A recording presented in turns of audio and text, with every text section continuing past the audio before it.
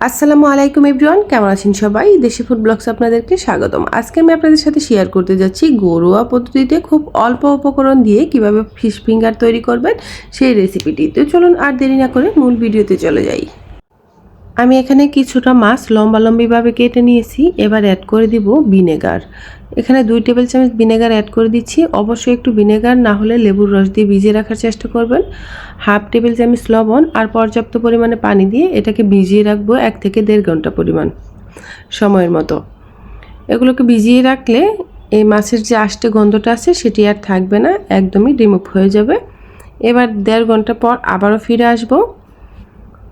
মাছগুলোকে ভালো করে ধুয়ে পরিষ্কার করে নিতে হবে। আমি কয়েকবার ভালো করে ধুয়ে পরিষ্কার করে নিয়েছি, যে ভিনেগারের গন্ধটা আছে সেটি যেন না থাকে। এবার একটা বাটিতে নিয়ে নিচ্ছি একটা ডিম, হাফ টেবিল চামচ মরিচের গুঁড়া, ঝালটা আপনারা পরিমাণ মতো অ্যাড করবেন, হাফ টেবিল চামচ হলুদের গুঁড়া, হাফ টেবিল চামচ ধনিয়ার গুঁড়া, হাফ টেবিল চামচ জিরের গুঁড়া, আর অ্যাড করে দিব 1 টেবিল চামচ গরম মশলার গুঁড়া। আমি এখানে হাফ টেবিল চামচ পরিমাণে গোলমরিচের গুঁড়া অ্যাড করে দিচ্ছি। 2 টেবিল চামচ পরিমাণে কর্নফ্লাওয়ার অ্যাড করে দিব, 2 টেবিল চামচ পরিমাণে বেসন। আপনারা এখানে বেসনটা স্কিপ করতে পারেন, কর্নফ্লাওয়ার দিয়েও কিন্তু কাজটা করা যাবে। আমি বেসনটা দিয়েছি, একটু মুচমুচে ভাবটা আর একটু ভালো হবে, খেতে ভালো লাগবে। এবার এই ব্যাটারটা তৈরি করে নিব। অ্যাড করে দিব কিছুটা ধনিয়া পাতা।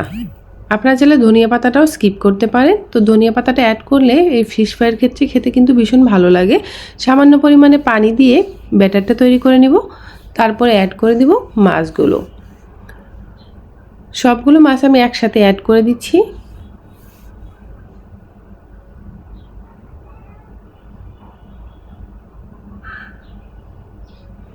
এবার ভালো করে মাখিয়ে নিব।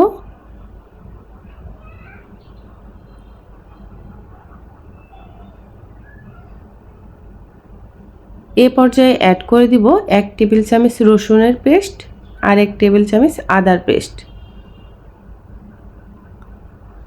আরও একটু ভালো করে মিশিয়ে নিব। যেহেতু আদা রসুনটা আমি পরে অ্যাড করেছি, তার জন্য আবার একটু ভালো করে মিশিয়ে নিতে হবে।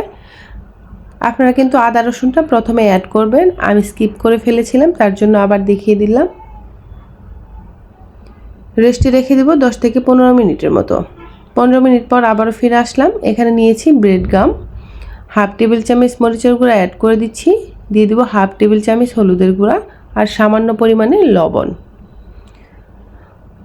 আমি এখানে পাউরুটির ব্রেড গাম তৈরি করে নিয়েছি। আপনারা চাইলে বিস্কিটের গুঁড়া দিয়েও কিন্তু ব্রেড গামটা তৈরি করে নিতে পারেন। এবার ভালো করে একটু মিশিয়ে নিব ব্রেড গামের সাথে। মেশানো হয়ে গেলে ব্যাটার দিয়ে মাখিয়ে রাখা যে ফিশগুলো সেগুলো আমি ব্রেড গামের সাথে অ্যাড করে নিব।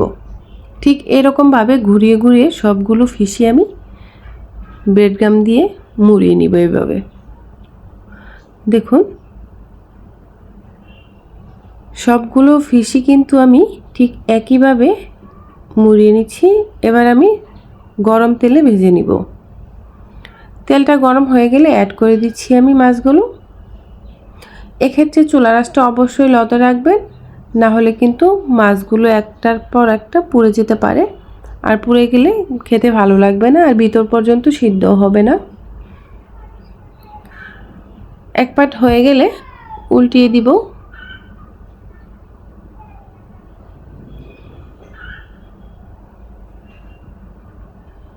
একটু সময় নিয়ে চুলার আঁচটা লতে রেখে এই ফিশগুলো ভেজে নেবেন, তাহলে খেতে ভালো লাগবে, ভিতর পর্যন্ত মুচমুচে হয়ে যাবে। আপনারা যে কোনো মাছ দিয়ে কিন্তু এগুলো তৈরি করতে পারেন। আমি যে আজকের রেসিপিটা তৈরি করেছি সেটি হচ্ছে পাঙ্গাস মাছ। বুঝতেই পারবেন না যে এটা পাঙ্গাস মাছের ফিশ ফ্রাই। পাঙ্গাস মাছ দিয়ে যে এত টেস্টি একটা রেসিপি তৈরি করা যায়, আসলেও তৈরি না করলে বুঝতে পারবেন না। এরকম একটা কালার চলে আসলেই আমি এগুলোকে উঠিয়ে নিব। আমি একটা প্লেটে উঠিয়ে নিচ্ছি। দেখুন কতটা সুন্দর লাগছে, খেতেও কিন্তু ভীষণ টেস্টি একটি রেসিপি। অবশ্যই ট্রাই করে কমেন্টে জানাবেন আপনার রেসিপিটি কেমন হয়েছে। রেসিপিটি ভালো লাগলে লাইক, কমেন্ট, সাবস্ক্রাইব করে দেবেন। আর যারা ফেসবুক পেজ থেকে দেখছেন তারা অবশ্যই পেজটাকে ফলো দিয়ে রাখবেন নতুন নতুন রেসিপি পাওয়ার জন্য।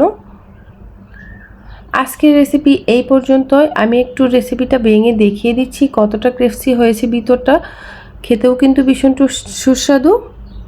অবশ্যই ট্রাই করবেন আর কমেন্টে জানাবেন। ভালো থাকবেন, সুস্থ থাকবেন। আবারও কথা হবে নতুন কোনো রেসিপি নিয়ে। সেই পর্যন্ত আল্লাহ হাফেজ।